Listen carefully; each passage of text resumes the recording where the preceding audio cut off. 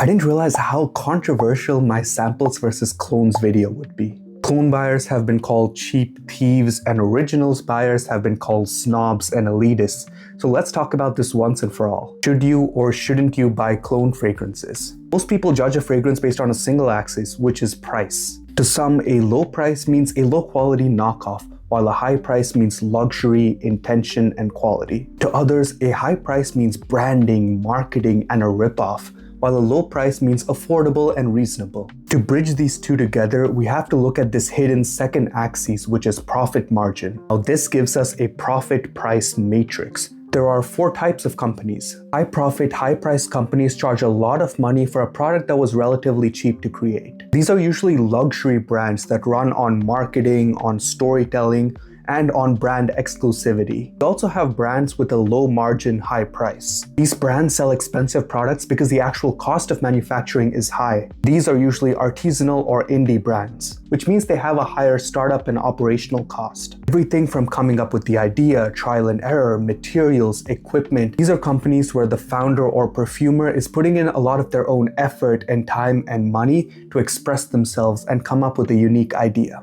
On the other side, we have low profit, low price companies. These are products that are not too expensive because their manufacturing cost itself is not too expensive. Usually, these are the Middle Eastern clone companies. These big brands sell internationally, so they have high standards of safety and good quality materials. They keep their prices low because instead of depending on marketing and luxury, they sell you what you're buying. Finally, we have brands that are high profit and low price. These companies are selling you affordable products, but they're still making a lot of money, which means there's a lot of compromises. They can be either clone companies or masquerading as indie companies, but usually they're using fragrance oils and other cheap materials. These companies are actually more popular here in the US. They're cutting costs wherever they can to maximize their profit margin, which can be dangerous, and I'll make a separate video for that.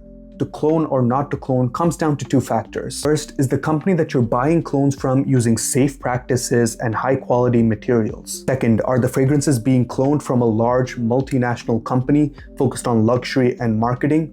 Or are they from an independent perfumer or founder that is simply trying to express themselves through their work? What's interesting is these Middle Eastern houses are generally respectful and only clone the overpriced luxury brands. On the other hand, I've seen some designer and luxury brands see how well specific independent perfumers are doing and clone or copy their ideas. At the end of the day, don't buy expensive fragrances because some creator that gets free PR told you to. At the same time, don't buy a lot of clones because someone that sells on their TikTok shop told you to. Think about your budget, your intention as a collector, make your decision, and stay happy.